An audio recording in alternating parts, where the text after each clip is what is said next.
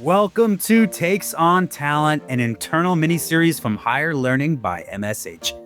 This isn't your typical podcast on business full of buzzwords or sanitized leadership takes. These are going to be real conversations with people who are in the foxhole, dealing with talent and talent issues on a day-to-day basis. Sometimes it's going to be sharp and incisive. Sometimes it might be a little bit sideways. But if you want to hear everything that's going on when it comes to talent, whether it be current events, what's in the news, or just trends that we see, this is the place to be. It's messy, it's honest. It's what happens when people in the hiring world stop filtering and start saying what they actually think. So if you're here for polished panels and LinkedIn platitudes, this is probably the wrong place. This is Takes on Talent, brought to you by MSH Talent Solutions and Aon Hire. All right, listeners, we're in for a special episode today. My guest works on the part of AI that nobody likes to really talk about. It's not the technology, it's the people aspect. Marina Morgan is a Silicon Valley strategist and entrepreneur and the creator of AIQ, a framework for measuring how ready an organization actually is to adopt AI. Very, very relevant in today's economy. She spent more than 15 years leading transformation work across technology, media, and telecommunications, sitting with executives and leadership teams on the organizational side of AI, decision-making, execution, adoption, and change at scale. And she's not coming at this from theory. She's built a training system that onboarded more than 10,000 employees for a national telecom organization. She designed a business game for a retail chain that lifted sales by 40%. She started her first company at 19. Here's the question she keeps coming back to, and it's the one I want to get into today. When the technology is no longer the hard part, how do you actually get AI to work inside a company full of humans? Marina, welcome to Higher Learning. I've been looking forward to this one. How are you?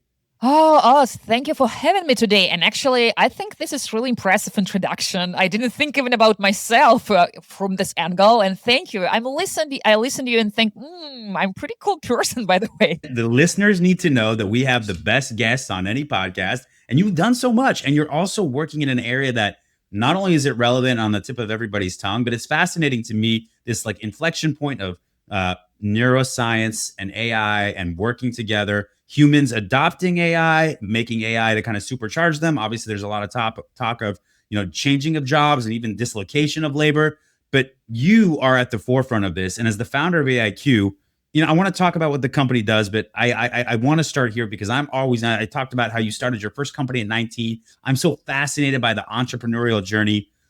When did you first know that you wanted to be a builder? You wanted to be somebody that was building something that would lead to a company? Oh God, it's a really fantastic question. I think this is something in my nature to lead and to looking for the way how I can, bring my ideas to reality. And I think it was part of my nature since I was a little kid. And I can remember some situations from the kindergarten. Did you have like lemonade stand or what would you do? What kind of business did you have? For example, I remember myself that I was 4 years old and I was in a kindergarten and in our group were something like 30 kids. And one day I decided that we need to make spring come faster. I lived in Russia at the time and we have a pretty tough winter. And I decided that if we will digging up the snow, it will melt faster, and that's how spring will come to us. And I organized all my group mates, and for all the day, they really digging small pits in the yard in our kindergarten. And all of us, and I do really got the unpaid labor to go out there and do an impossible problem. Did spring come faster? I hope so. But actually, this is one of the situations that I thought about when you asked me this question. Another pretty important moment in my life happened when I was at school, and it was the math lesson, actually. And, typically we wrote two type of tests, for example, type 1 and type 2 for two groups of my classmates. And typically after this test, you're discussing with each other, what answer did you have, and so on. And at the time, I was the only one person in all our group who had a pretty complicated answer for the main task in this testing.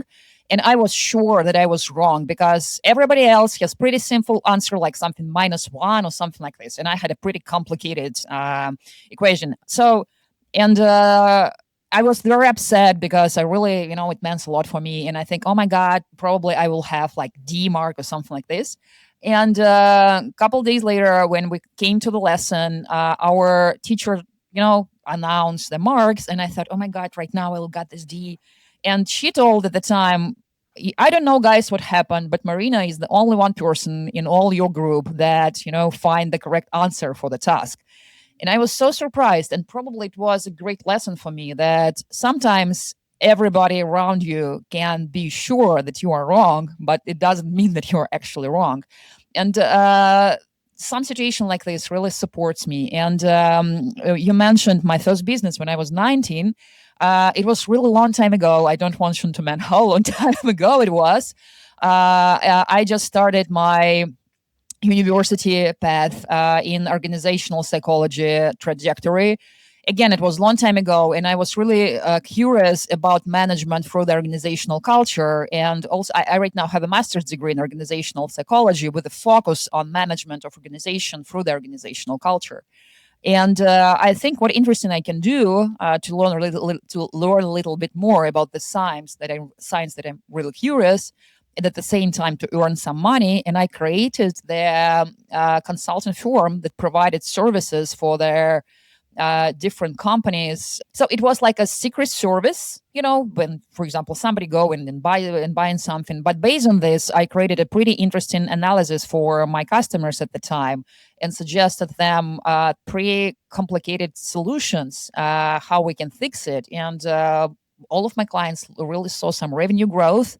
Again, I was 19 years old, and we just started to explore labor motivation and all things like this. It was just probably a couple seminars at the time, but based on this, I created a pretty complicated business games, business strategies for my clients, and they really succeed. So it's Marina, I got to tell you, like, I mean, there's some like, beautiful mind stuff going on in your head. Like, even at a young age, you're getting people to get rid of snow, to get spring here faster. You're solving complicated math problems that others are not. You're giving this complex service to people on customer analysis at 19. Let me tell you my story real quickly, because it's much more simple. I grew up in Southern California, and then I moved. My mom and dad got divorced. My mom lived in Arizona, so I moved to Arizona. I went there in sixth grade, started middle school, and pretty gregarious guy, so I wanted to make friends and things like that. And so one of the things that I did was I went and they had Costco, right? And you can buy like things in bulk there. And so I first asked my mom, hey mom, really what I want you to buy for me is blow pops, right? These little suckers that everybody liked, right? That there are a lot of different flavors.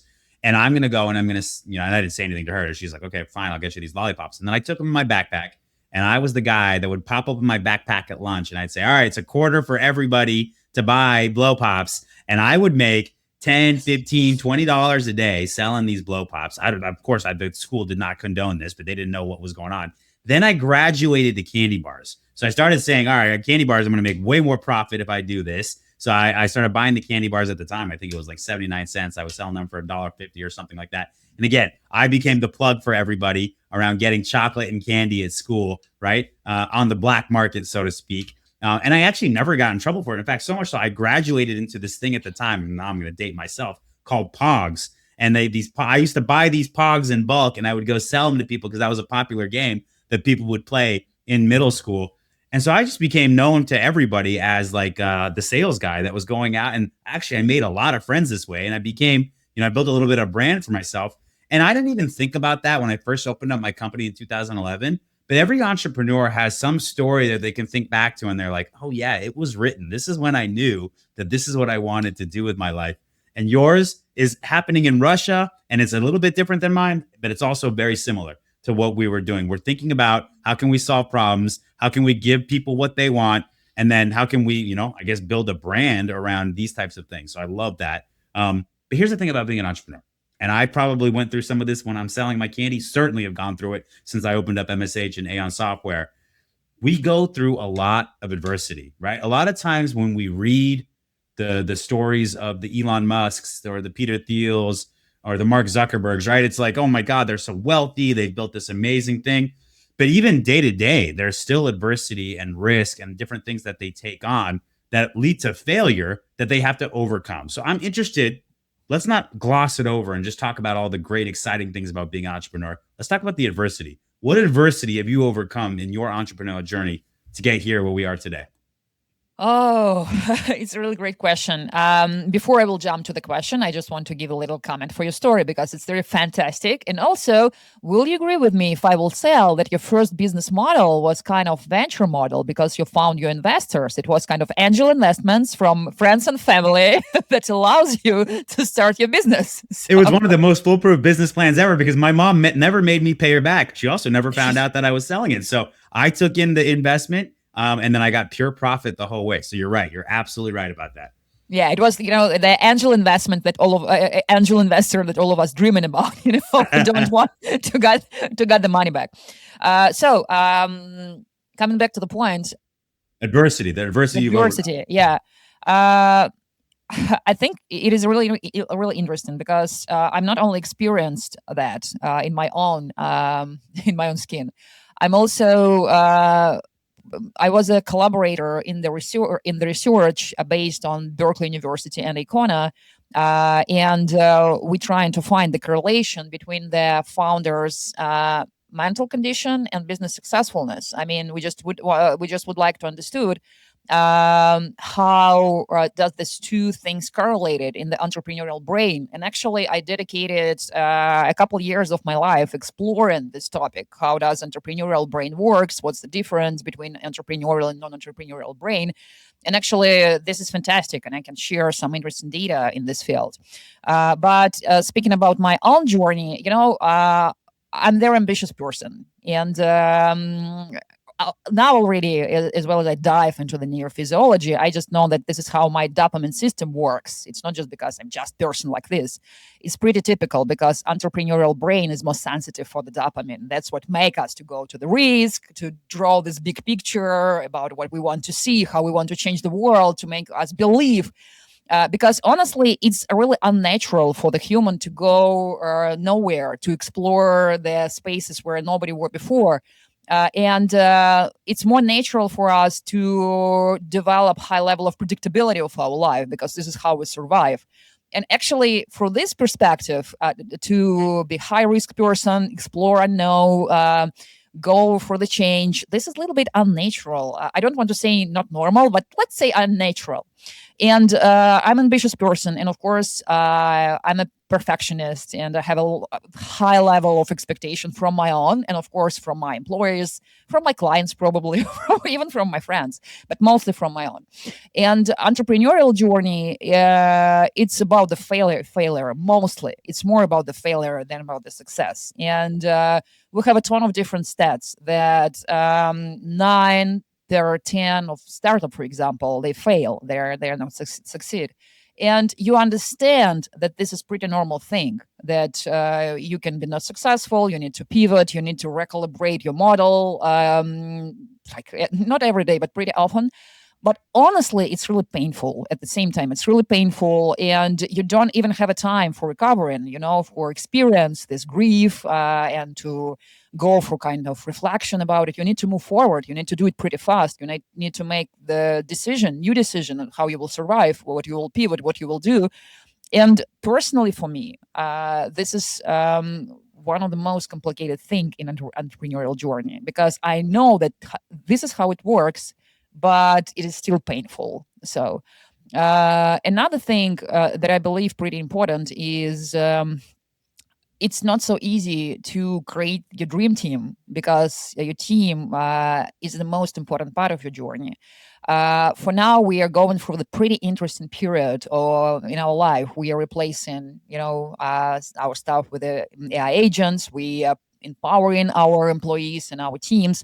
And for example, for now, I think like 60% of our regular tasks, they are delegated to artificial intelligence solutions. At the same time, I really love my team, and they're amazing people. We go through a lot together, but it's not so easy. And I believe this is one of the most complicated things that in reality we're facing with this, specifically in actual market situation. When you, as a business owner, you don't really know what kind of competence you need from your employee to be successful, not only today, but also, in a year, in the year forward, in the next year. It's very difficult to understand it. But it is what it is. Sure. Like, listen, a couple of things you said that stood out to me. So, you said 9 out of 10, startups fail. Well, you know what the actual number is? 10 out of 10 startups fail. The difference in that one is that they keep going. That's really what it is. Like, it's just, you're going to fail, you're going to fail, you're going to fail. And eventually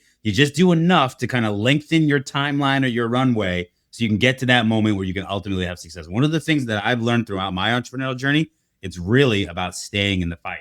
And when you look at it and you said you're evaluating these different, capabilities and of an entrepreneurial mindset versus, somebody who's not in that space, I think a big part of it is just like this irrational belief in something that keeps you going up in the face of things where most people would pack up and go home or quit or say this is getting too, the air's too thin up here or there's too much risk. And that's like nine out of 10 people. And then you have that one person that's like, nah, I'm just going to keep going, even though I'm like staring in the face of inevitable doom. And that's actually ends up being the ones that end up surviving and working and going because it's just because got to go long enough. You got to believe in what you're doing and you got to be smart and make the right decisions. No question, but you got to be able to fight through that adversity. So that stands out to me. I definitely want to dig into what you know about the entrepreneurial mind and what stands out. Sounds to me like you're setting yourself up for your own VC at some point, because that's got to be a humongous predictive correlation between the founders that you would invest in and not. So I want to dive in there, but I'm going to force you to say an actual bit of adversity that you went through in any of your companies. Tell us a story. You don't got to name names, but I'm interested to know what's like when I ask you like the worst moment you had as an entrepreneur that you had to overcome. Like, what comes to mind? Oh God. Honestly, the most painful for the last couple of years for me was when we spent pretty big amount of money for the marketing and it didn't work at all. I mean, What happened? not Was it just the wrong decision of where to put it, or was it the wrong messaging? What happened? all the hypotheses that we tested, they failed. And, one of the most important questions for any entrepreneur, in my opinion, is when you should start and when you should stop. And this is the most complicated questions. Because actually, it's something like we experience in the casino, probably. Honestly, I've never been in a casino, but I imagine this is something like this. When you already spend a lot of money and you still have this little irrational hope that probably you will be able to get back something. And I believe it was a pretty complicated time. I just started to change the market. Nobody understand what's going on. And I had a strategy for the services that I provided at the time. And we tried tons of different hypotheses. And it wasn't really expensive to test each of hypotheses, but we tested a lot of them. And I need just to accept that it's not work. And this is probably not the best team, marketing team for me and for my product. And after this, I fired them all, but it was very expensive. And because of this, we were pretty close to stop doing what we do. Pretty close. Actually, at the time, my team members who still with me, they supported me. And I paid the salary for them, of course, but also they have their benefits and they worked with benefits without even understanding of the perspective that we have. At the time, I didn't believe in myself. Because I did various of wrong decisions. But they supported me at the time, that they stayed with me, that they still believe in my ideas, in my vision, in my leadership. And somehow we went through it. So love that. That's what you were talking about with the dream team. And that's a very specific example that you use there. And listen, every entrepreneur I know has a story just like that, if not worse. In fact, sometimes I do this recurring video series that's coming out soon around, the worst hire I ever made. And it's not because we want to call out anybody by name. It's just to show that as leaders, we can be vulnerable for a little bit and say, there's been times where we've gotten it dead wrong. And what do we learn from it? How do we get better from it? And that's what a lot of this podcast is about. And what it's talking about is that hiring is an inexact science. Identifying talent is an inexact science. If anybody started getting it 100%, it would be $1 trillion business. Okay. And that's where I'm spending all my time and where I'm spending a lot of my thought. Now, I promise I'm going to ask about AIQ, but I'm actually going to flip it a little bit, throw a little curveball for you. Rather than talk about the capabilities of the entrepreneur, I want you to ask me a few questions and I'll answer them. All right. To kind of like delve into the type of entrepreneur I am. And if I have these qualities, if I don't, and let's just lay it bare. Let's see where it goes. Okay. Okay. Absolutely. Let's do it. It's really fantastic. So, how do you think? What's your main real motivation developing your business? Yeah. So motivation, if you had to ask me what drives me day to day, it's impact, right? For me, Hmm. I believe that money is a byproduct of doing something great. But if you focus on money, you're sure to make short-term decisions and you're sure to make decisions that are not necessarily in the best interest of the long-term impact that you want to make. So I'm somebody that, at one point I wanted to get into politics because I thought there would be an opportunity to affect larger communities, cities, states, what it may be. I've since learned that that was not the best way to go about making an impact just because of all the different things that go into that. And so what I realized is that by building a company, by building some software and platform that can really impact companies small and big, help them democratize great hiring, make great hires, find the people they need to ultimately drive their business to the next place, that would be a humongous impact. And then on a little bit of a smaller level, the employees that I hire, right? I can show them what working for a great company feels like, what working under a company that cares about you feels like, what working at a company where they get your best performance feel like, and thus make a big impact on their lives as well. Very proud that my first, second, third employee all still work here and still follow in this vision. And I just care deeply about that impact. I know that I won't be here forever. And so my hope is that when I leave this world, whether it be through my company, whether it be through my philanthropic efforts, whether it be through raising good children who go on to do good things in this world, it's really important to me to leave something here that goes beyond when I'm no longer here. And that means having an impact and creating something lasting. So that's my number one motivation. Okay, I got it. So, but if we're dive a little bit deeper into the impact that you're providing to the world and also to your team, what is this impact? How do you personally understand and feel it? What Yeah. exactly you So do for the people? I believe Peter Thiel says, like, what's a contrarian take that not everybody else has? And I'll tell you mine. I actually believe that there is a lot more predictiveness in the things that we invest in, the way sports teams draft athletes, the way that we hire people. And yet we allow for all this uncertainty and this idea of randomness and coincidence. That's actually not the case. I actually think that we have a way better understanding of if we understood the inputs of what it is we need in our environment and what the person or people we're talking to have in those abilities, then we can truly better understand and be more predictive in the output to a very high degree, right? Even when you would say some things, I actually believe that not many things in life are truly random. I really don't. There's not many situations where I'm just walking down the road and an asteroid falls on my head and there was zero anything I could have done differently. If you walked out into a road and got hit by a bus, well, probably should look both ways too. That's one thing, right? If something happened into your health, yeah, it might be genetic, and there might also be scenarios where you contributed to that yourself. If you had a bad falling out with your wife or your spouse, what did you do to contribute to that? So I just feel like there's less randomness in life than most people do. I think most things are more in our control than people believe. And thus, I think outcomes are more predictive than we want to give credit. I just think we don't have a full understanding of what's actually important and really understand the data on the other side to make that. So that's my main thesis in life that I want to prove out, is that we actually have way more control of these things and we just don't understand how much control because we don't understand the designs and the systems the way that we should. So it's really sounds fantastic. One more question here. You told that your main motivation, something that make you, open your eyes with a feel of happiness every morning.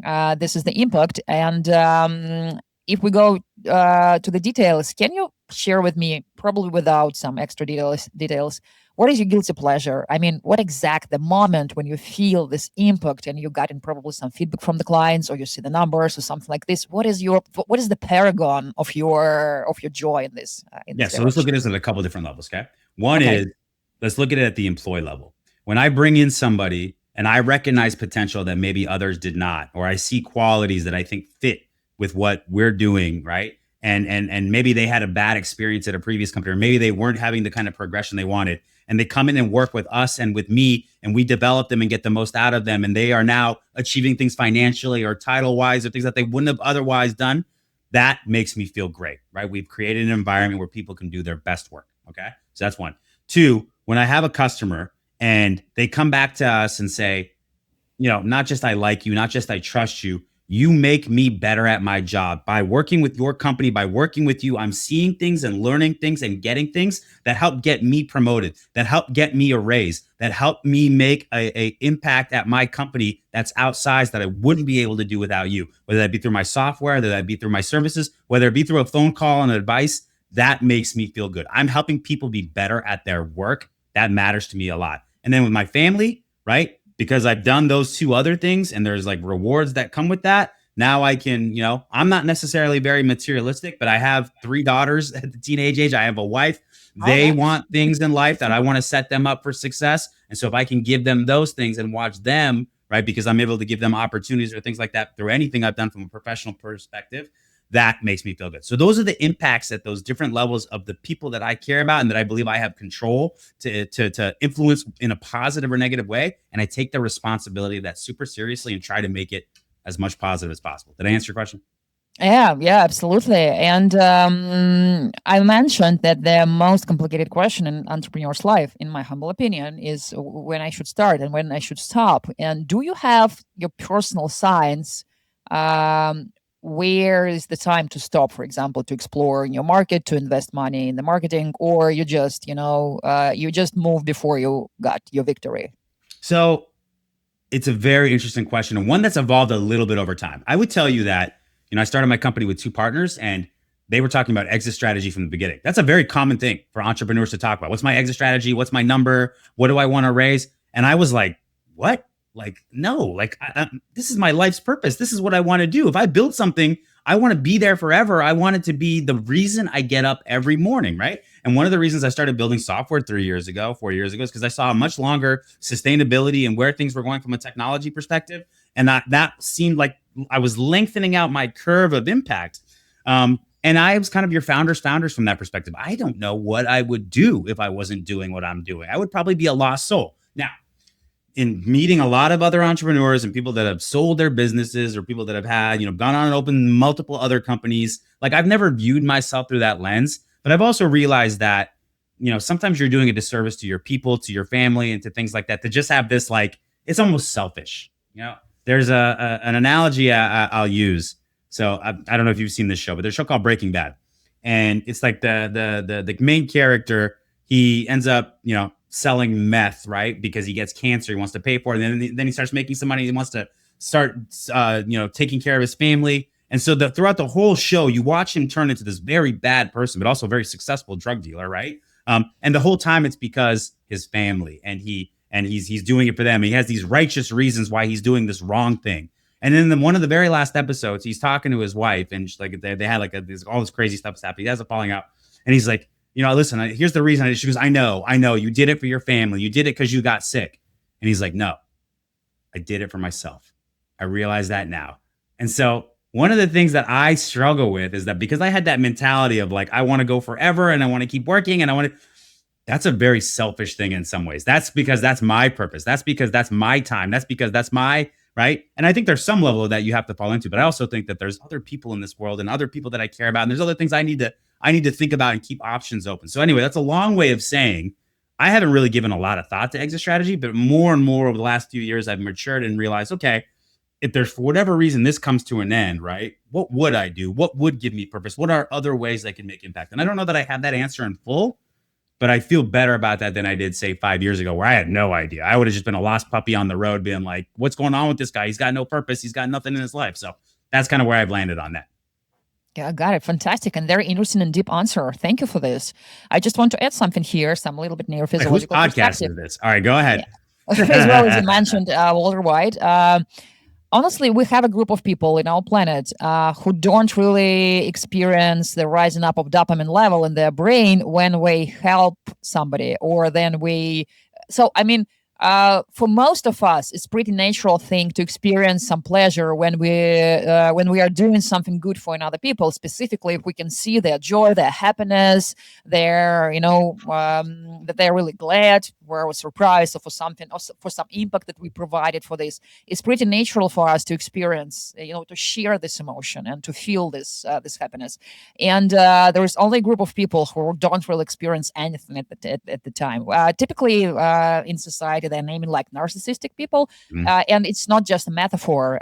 This is really very specific type of brain organization. And I believe, I really appreciate your honesty here, because it's not so easy really to accept that mostly everything that we are doing in all our choices, we are doing it for ourselves, for our ambition, for our understanding of ourselves, to prove or disprove our self-understanding, to, add some bright colors for our picture of our life, and et cetera, et cetera. But generally speaking, as well as you're somebody who are really enjoying impact, enjoy, and then you see how your team members growing up and make their own successfulness. So I believe that you are probably do it for yourself, but I this is do it something for my inside of you. Yeah. it's a utilitarian egotism. So it means that like because I focus on this thing that gives me so much joy, it actually creates a lot of capability and ability and joy for other people. So it's this idea, and I heard this from Matthew McConaughey. It's this idea that working on myself and doing this thing that gives me benefit also gives benefits to others, and so there's not a it's not a mutually exclusive thing to do for yourself and do for others. You can actually find things that do both, and so that's kind of how I reconcile a lot of it. And honestly, one of the things I would say to you, and maybe I'm wrong here, but like here's the difference between us and everybody has things that give them dopamine hits. Okay. Like I believe that, right? The difference is for me, I figured out what gives me dopamine hits and I've been able to build that into my career and my professional endeavor. And thus I'm going in that direction. And I think for the people that they haven't built that in their career. And I think a lot of times because people ask the wrong questions, they'll say, I like sports. And so then they get into sports. And then they realize I'm not feeling great about what I do in my work. It's because it was never about sports. What you actually really enjoyed is the competition, or you liked developing of people, or you liked, this is what gets you up in the morning and gets you juice, right? So I think the difference between really an entrepreneur and just the other person who doesn't feel that same way is mostly that the things that they care about, they haven't been able to translate that into a professional endeavor where they can create a company, they can create impact. And that's why you're seeing, I think, more and more entrepreneurs nowadays, because with AI and all these different things, we're able to democratize that a little bit. And I think more people will start to feel purpose in what they're doing. And I also think over time that if your purpose is not tied to work, it's like they talk about with like UBI and playing a harp and all these different things. I think people will be able to pursue whatever their purpose is. But I'll tell you what, I would never, ever, ever want my purpose, the main thing that gives me dopamine, that makes me feel great, to not be tied to building something of consequence and doing something professional. I always want what makes me most joyous and my work to coincide and at least overlap, right? If not be completely one-to-one. Does that make sense? Yeah, absolutely. Finding the right talent for your team doesn't have to be a struggle. Meet Aon Hire, the world's first hiring experience management platform designed to transform the way you hire. Powered by AI, Aon Hire takes the hassle out of every step in the process. From smart resume analysis to customized interview questions, it saves you time, money, and effort. Plus, with real-time insights from every interview, you can quickly identify top candidates, reduce turnover, and stay on budget. And forget about note-taking, Aon Hire takes care of that for you. Ready to revolutionize your hiring process? Visit aonhire.com and get started today. Okay, well, we just went on a total tangent. I don't know how much of that will actually be in the podcast, but here's what we're going to ask you now, okay? AIQ, what does the company do? What problem does it solve for? And I want to understand who's your ideal customer. Okay. Thank you for this opportunity to tell a little bit about my You're my talking business. about me. I didn't mean for it to go in this direction, but I want to hear about AIQ. Let's go. So, first and foremost, I had a long story in corporate world. I worked in technological media and telecom industry, focused on strategic development and personal strategic development, because people in innovative technological organization is your biggest expense. And if you want to be a more profitable organization, you need to very, very optimize what are you doing inside of your company. And somehow, for all of my career, I came to the companies at the stage of really dramatic change. For example, in M&A periods, when one company bought another company, or they go for their pretty serious cultural transformation or business model transformation. And I really love innovation. I feel resilient during the change stage, and this is pretty important. And I think that I can be this beacon, the beacon of the stability for other people who probably feel a little bit more uncomfortable during it. And I was curious for all of my career, what make one company be more successful in innovative direction of their businesses, and what make other companies less successful. How people digest the innovation, how they act during the change, because different people experienced it in a very different way. And I started my research a long time ago. And for now, as well as we are in the middle of this AI revolution, and I'm strongly believe in it. I'm really kind of, AI ambassador, and I have believeness that probably this human plus AI integration, this is like new level of our natural consciousness evolution. And I believe that we should just open our hearts to this if you want to. I totally agree. So. I totally agree with you. So, and I really thought about my inputs in this evolution because I really want to participate. And I have a pretty unique experience in intersection of business strategy, organizational behavior, and neuroscience, because I always, research a lot in the neuroscience field, specifically when we're speaking about entrepreneurship, labor, and so on. And pretty fast, as well as a lot of companies integrated AI and spend a ton of budgets for AI implementation. We found that we have several really serious limitations. Of course, some of them is about budget and tokens. Some of them is about the infrastructure and legacy systems. But I believe there are a lot of professionals in this field who are really, really good at it. But also, one of the main obstacles is human adaptive skills. This is one. And another layer here is that, honestly, I think we don't still understand that we will live in absolutely another world pretty soon. And we're already in the middle of it. Mostly we have this kind of linear understanding of development, linear understanding of strategy, career development, and so on. But for now, it's absolutely not look like this. It's impossible to plan something for the few years like it was even several years ago. Changes go in simultaneously everywhere at the same time. We don't have a stages here because, for example, the previous great change that was on the digital transformation phase of our market. So we started with the technological company. When this digital transformation came to more conservative industries, and like probably we had kind of 10 or even 15 years. And for now, we don't have this time. It's happening everywhere, all the time. Models are changes. And, if you will compare even OpenAI model that exists a couple years ago and right now, it's dramatically different tools and different opportunities.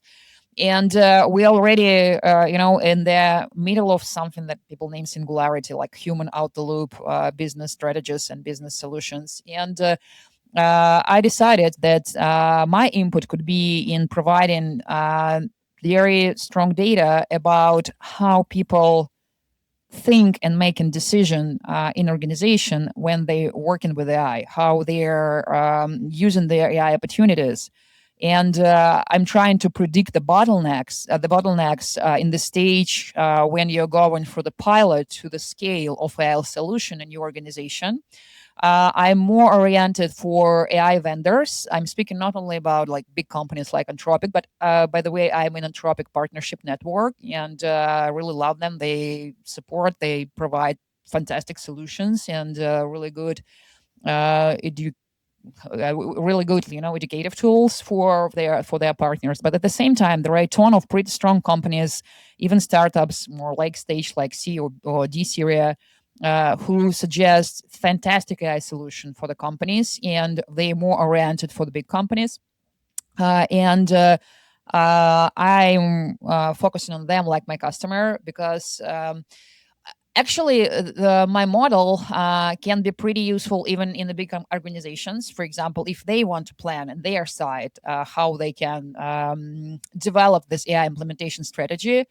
But for the simple market perspective, it's a little bit more complicated to become a partner for the big company because, all this compliance thing, it can take several years sometimes. And I don't have this time. I don't need this time. So that's why I'm more oriented for AI vendors. We're working together. I'm kind of suggesting them piloting solution that can make their pilots more predictable.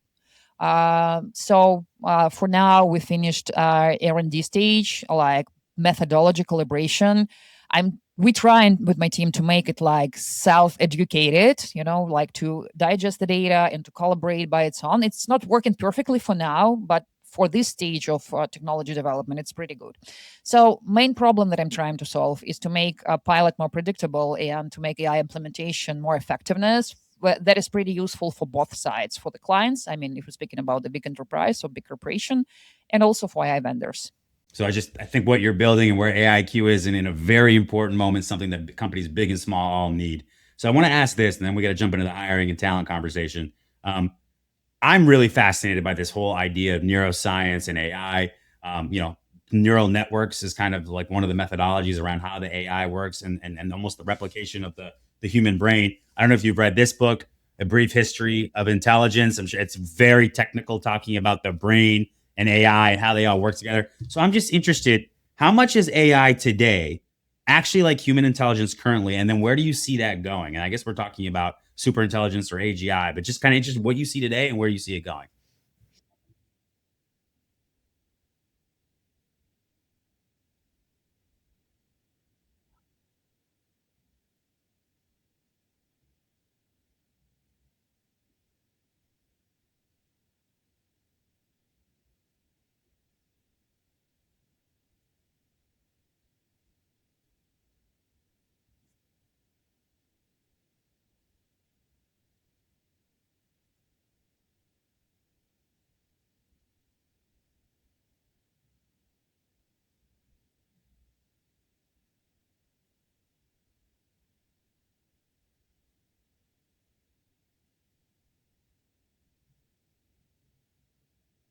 Yeah, of course. We're not just predicting the next letter. We're providing context in terms of what we're reading, what we're seeing, what we're taking in, and taking previous experience, right, to be able to kind of apply to that. Is that what you mean?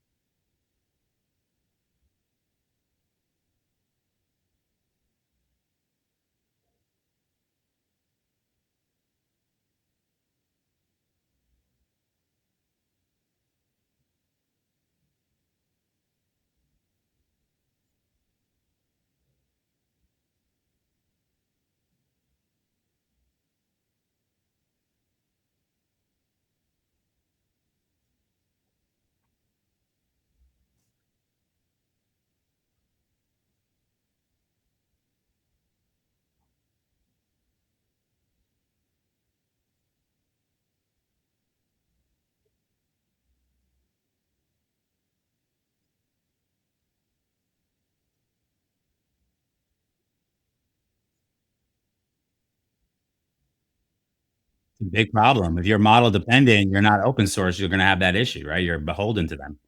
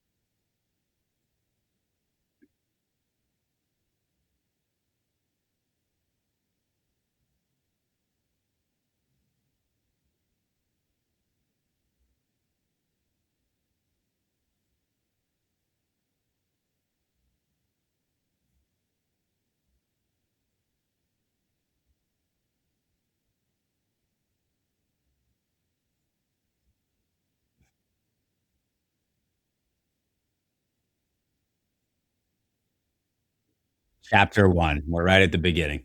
Totally agree.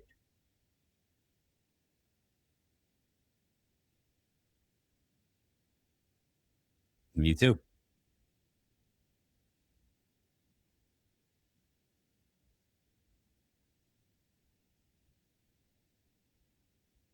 I think that that's a humongous advantage to have lived in that space and then live in this space. Like, I honestly believe that there's a huge advantage in that from a lot of perspectives. In terms of where it's going? Yeah, I mean, to me,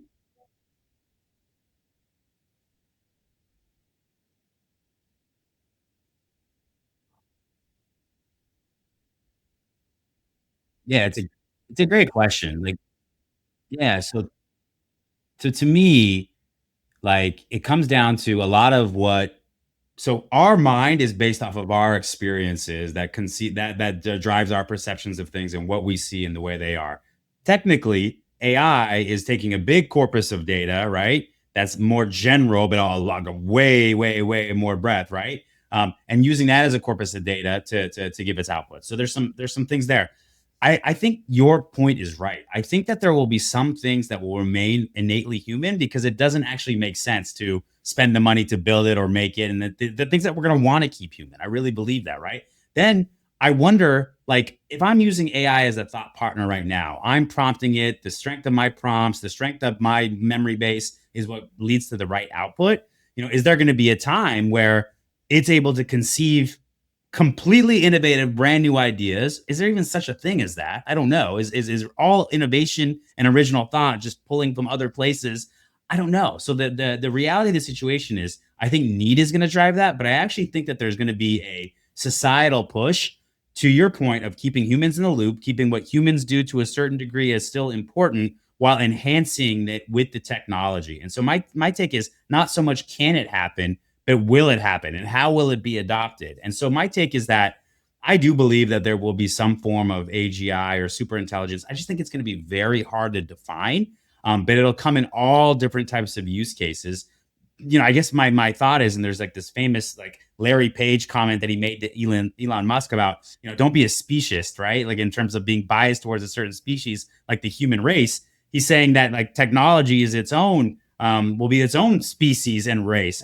I don't know if I'm going to go that far. I think that there's some level of keeping innately human and keeping what makes our brain special somewhat special, where the technology helps enhance and works together to augment rather than replaces. And so to me, the main concept of what I'm saying is, if you wanted to actually replace humans and that was the objective, right?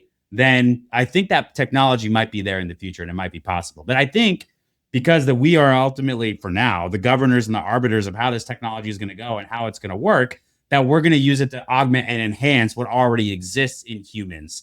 And maybe that changes over time and maybe that becomes the issue. But I don't know. I just feel like I think the human body, there's something, there's marvels of our body that we can't actually replicate in technology. And that's probably should be the case. We probably shouldn't be able to have robots conceive a baby through the magic of all the things that we do, right? And so that's my point. I think that there's some things that we probably don't give enough credit to the human mind that are beyond even the realm of what we understand in today's world, right? And I don't want to go too far on a tangent here, but I think it's complete folly to think that we figured everything out and thus we can build technology that will figure it out further. To me, there's things that we still don't even understand on the capabilities spiritually, mentally, physically of what's possible. And that's going to be the limitation of the technology, right? In the future, in my mind. And so I just think that we enhance as beings and species, the technology will advance. And for the most part, it'll happen in conjunction and parallel rather than it being something completely new. I don't know if I answered your question there, but that's my belief.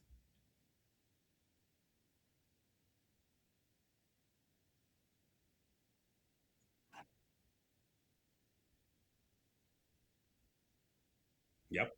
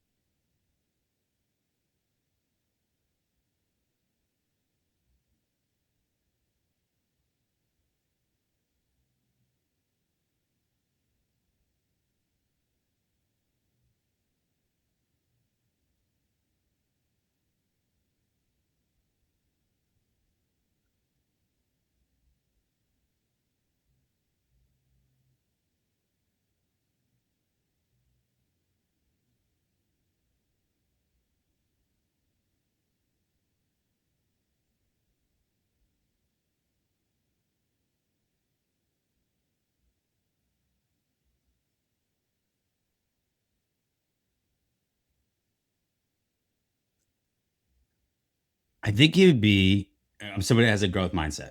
Okay. And my current concerns with Neuralink are two. One, what are the long term effects of doing something like that for me physically in my life and my body? So that's one that I would want to see multiple test cases and use cases and understanding that yeah, it's okay and it's actually going to be good for you, right? So that's one. I wouldn't be the first one to adopt. How about that? Okay, I would let that happen. But I think the other problem I have with it is okay. Well, what could this be used for? Besides my own benefit. That's what would worry me, right? How could this information be? Is this my information? Is this my intellectual property? Is this something that I'm only getting benefit out? Probably not, right? Probably it's that would probably be an issue for me and a problem for me, right? I do think that's something that would have to be solved. Now, if you told me that this is something that's going to enhance your life, that there is very limited, if no physical risk or risk, if anything, it could lead to more longevity, right? And that it's not going to be used for nefarious purposes or purposes that are not in my own best interest. If all those three conditions are in place, then it's like it's like going to the gym. It's like reading a book. It's like taking an Adderall. It's like any of these things that anybody does to try to get an edge or to try to get a gain. And the funny thing is about having a unlevel playing field is that ultimately if it becomes universally available, it becomes a level playing field again. It's just that the playing field's up here now instead of here. So my take is it'd be foolish for me to say no, under no circumstances would I ever do that. But to me, there would have to be some conditions satisfied before I would go down that route.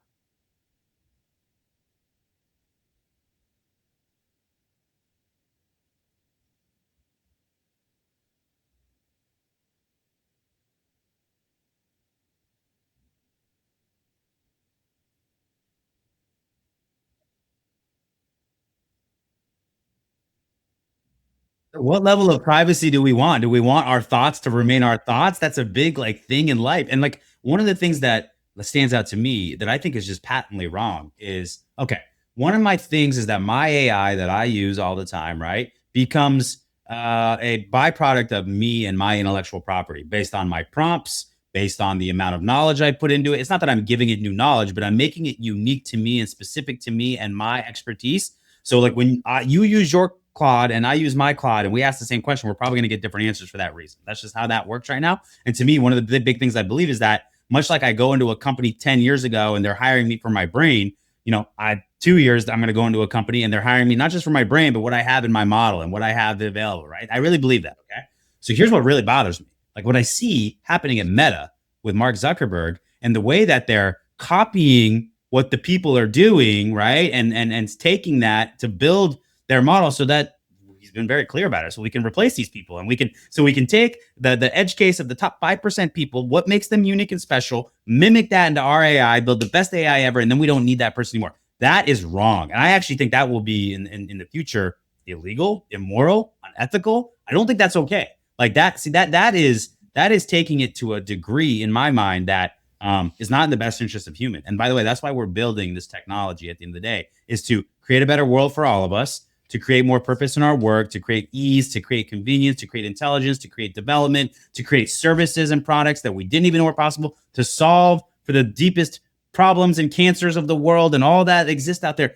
We're creating the technology to improve human life. And I think what's happening there, especially that they're so explicit about it, is completely wrong. And I think that that's people's intellectual property that even if you work at a company should belong to you, right? In my mind. And I think that will be one of the unique things in the future in that we all have these, like, we're all entrepreneurs, even if we're working under another organizational umbrella, and we will port our information with us from place to place. And that becomes our unique and special meritocracy. That's my belief. That's what I think. Okay, so you would like to tell me if some from your employees will create something really fantastic using your data, using your computers, using your organizational resources, you will definitely agree that this is belong to your employee? No, difference. There's a big difference. There's Okay. building something for the behest of the company, and then there's me building technology that replaces you specifically in what you do and the way that you do it. Two different things, in my opinion. Okay. One is, no, you're being paid. You're at a company, and you're investing your time, and we're investing in you to build something collectively. And maybe that's Pollyanna, but that's what I believe. And I believe that that's the company's intellectual property because you built it on company time and you built it in purpose of the company. However, you doing work for the company and me looking at what makes you special at what you do, copying that, then firing you and saying, now I just have AI doing this and I'm doing it 10 times cheaper. That to me is wrong. I drive a distinction there. Do you? I agree. Yeah. Yeah. I agree with you. Okay. So I think that's two different things. So here's the deal, Marina. This is the first time in the history of the podcast. We didn't actually talk any hiring. So we're going to have to turn this into a Takes on Talent podcast because we've already gone on and I don't want to cut any of this. I think this is really good stuff. So I'm going to ask you one last question. And this is the question I ask at the end of every podcast. And you can wrap it all up for us here. If you were going to give, and now let's say 19, because that's when you started your first company. If you were going to give 19-year-old Marina advice that you didn't know then, but that you know now, what would that advice be? Don't get married at first time. That's a very candid answer. That's what you would go tell yourself at 19? But okay, if to avoid like personal part, honestly, this is only one thing in my life that I can say I regret. It's difficult for me to accept because it was one of my mistakes. Okay, it was one of my experiences that made you who you are today. But if speaking about entrepreneurial journey, I just will recommend waste less time to think about to trying to make something really perfect and just to launch. This is something that I learned later in Y Combinator school, and I believe this is pretty good advice because we're trying to make something really fantastic, perfect, and this is actually the trap for the intelligence people because they know a lot and they trying to combine all their knowledge and create something really meaningful, but be brave not to be perfect. Start with the small things pilot, make your mistakes, accept it like normal things. I mentioned you that it is still for me really painful to fail, and I believe if when I were younger, I will, develop it like a habit, accept failure like important part of the journey. It will be easier for me right now. Yeah, it's the lean startup model, right? It's build something, iterate, get feedback. And the funny thing is, I read that 10 years before I started software. I knew all that. I've heard it from so many people. And then you actually start building your own thing. And it's because here's the thing, there's no silver bullet to this whole entrepreneur thing. There's all different types that have been successful. And so you hear about the lean startup, build something and iterate. But then I also have Steve Jobs quote ringing in my head, right? The customers don't know what they want until I show it to them, right? And so you sometimes you get caught in that trap too. You're building something, you're like, wait a minute, I got to get this to this point. And when they see this feature or when they see this end to end, then they're going to understand and they're going to buy it like hotcakes. And what I have learned is that that's Steve Jobs. We're not Steve Jobs. You're not Steve Jobs. You're exactly right. Put something out there, get the feedback, iterate on it. And it's only something that I really started to accept over the last 6 to 8 months. And things are taking off because of it. So great advice. Totally agree. And like, you're right. I think sometimes we get caught in our own head or we want something to be perfect. And we're like, well, when it gets to this indefinite point in time, but you're always building, always. It's never done. The product is never done. So absolutely, that is something that we need. There's no endpoint there. So we're going to stop there. Marina, I really appreciate you coming on. Didn't go the way I expected, but I think that leads to some of the best episodes that we could have. I really enjoyed the conversation. You interviewing me interviewing you. Feel like I built a long-term friendship here. Thanks so much for coming on. Thank you. It's really, you have a fantastic energy and you're a really fantastic host. Thank you for having me today. I have a ton of things to think about, I love it. Recommend us to your friends. I'd love to get more guests just like you coming on. Thanks again.